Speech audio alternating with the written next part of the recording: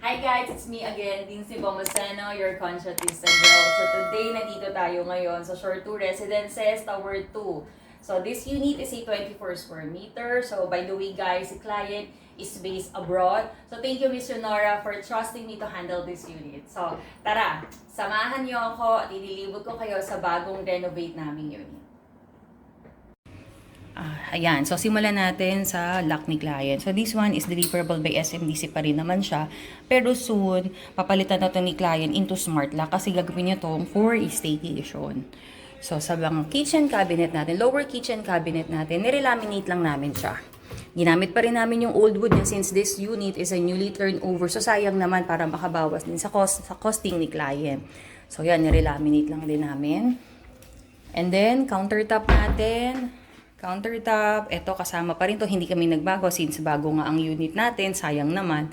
So on this part, yan, naglagay lang din naman kami ng backsplash para magkaroon lang din siya ng accent dito sa bandang kitchen. So naglagay kami ng T5 para at least merong konting drama, maging maliwanag yung kanyang kitchen side. So palit lang kami ng faucet into black.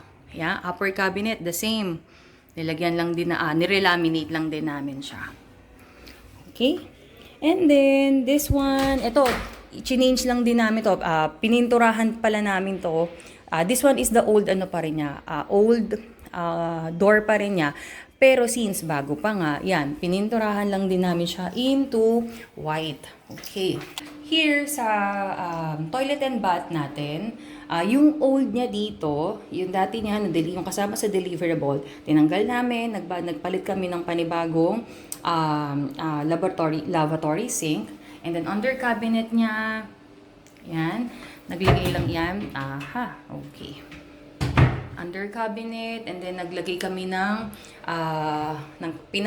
pinaka countertop niya dito. Okay, T5 lights. And then, this one, yung mirror niya, malaki. Dito, actually, ito lang yung naka-open. Why? Kasi, hindi naman ganong gamitin din kasi ng mga guests natin, yung magiging medicine cabinet niya. So, this one, hindi namin siya binalak para in time na gustong gumamit ni client ng washing machine, we still have the access. So, hindi kami nagpatay ng water line niya dyan. Okay. Tapos, tissue holder, kasama na yan sa deliverable. This one, in-install namin. And then the bidet, install din namin. And then this one, for the shower enclosure niya. Ayan, install din. Shower, yeah, kasama sa deliverable ni client. Pero syempre, si water heater natin hindi. And then, nag-request lang din si client ng organizer na, shampoo organizer niya dyan. Okay. Tapos guys, ito nagdagdag lang din naman kami ng ilaw para lang medyo mas mukhang maaliwalas yung kanyang toilet and bath side. Okay, next. On this part, request lang si client ng rack niya. Ayan guys, etong side na to actually multi-purpose siya. Pwede siyang gaming lalagyan ng mga sapatos or yung shoe rack niya, shoe rack.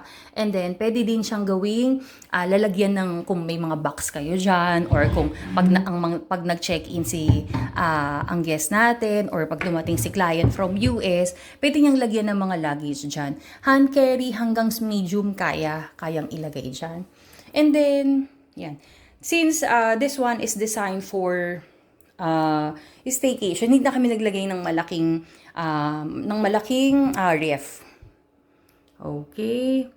Microwave, and then with lock yung kanyang upper cabinet dahil para makapag-store si client ng mga gamit niya pa pag mag-ongoing na yung kanyang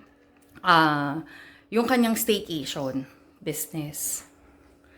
Okay. So this one guys, so syempre medyo maliit lang yung ating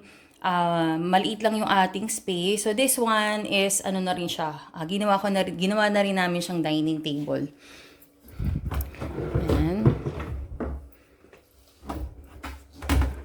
This one. Okay. Yan, tapos naglagay lang din kami ng mga kung ano-anong anik-anik ng konti. Tapos yung nilagay ni client, tong una niyang na-receive tong ano natin, tong unit. So 50 inches na TV. And then back TV backing natin, white and then black na fluted para magkaroon lang siya ng accent sa side na to. And then upper cabinet. Upper cabinet na pwede niyang paglagyan pa ng mga kung ano-anong anik-anik niya pa pagdating niya dito sa Pilipinas. Ayan. Tapos yung cove light niya isang diretso. Ang kanyang naging cove light. And then itong light natin, nagbago rin tayo para medyo may konting drama ang kanyang unit. Okay. So, syempre may pa-flower tayo dyan para may konting touch ng Mother Earth. Mother Earth. Okay. Tapos this one, ayan. Ito guys, nako-convert to ha. Pwede siyang gawing, yan. Ayan, nako-convert siya, naihila siya. So, hindi ko na siya kayang hilahin pa ha. Basta, nako-convert siya into another bed siya. So, para at least kung magpapa-staycation man tayo, dito dalawa, sa loob dalawa. So, 4, pwede tayo makapag-accept ng guest. Tapos, para to give lang ng malawak na illusion dito sa unit, naglagay kami ng mirror. Okay. Okay, fluted panel pa din. Tapos this one guys, so ito hindi namin siya niretain pa rin namin siya, I mean. Pero, nilagyan lang namin siya ng gypsum para mas matibay lang yung kanyang, yung kanyang partition. Kasi sayang naman kung tatanggalin namin.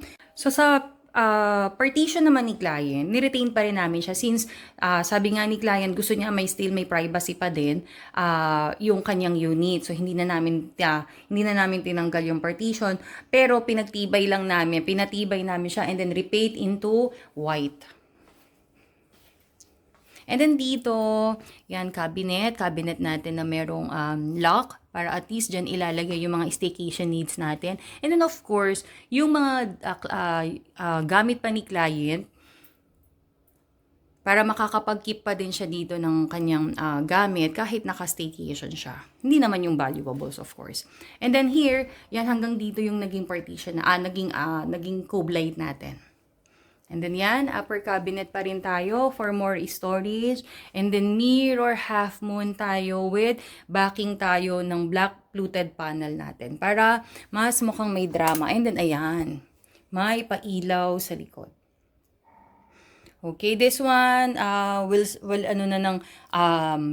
pwede niya nang gawing pang vanity niya or gawin niya na ring workstation. Yan. Okay. Sumabit to. Okay.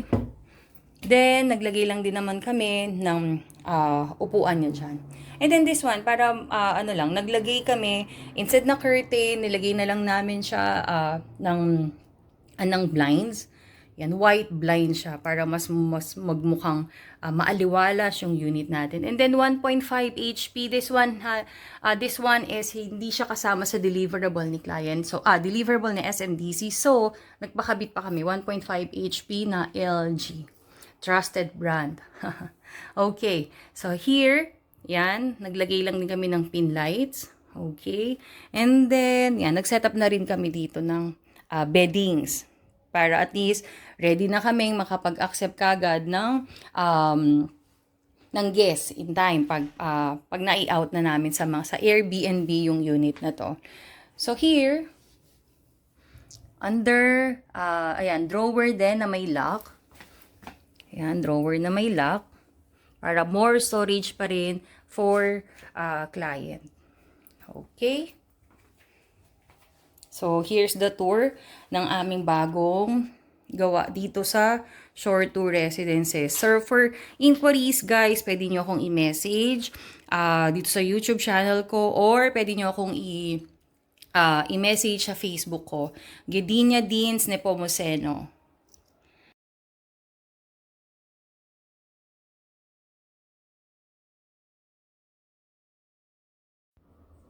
Thank you guys for watching this vlog. So I hope nagustuhan nyo kung paano namin i-renovate ang unit na to.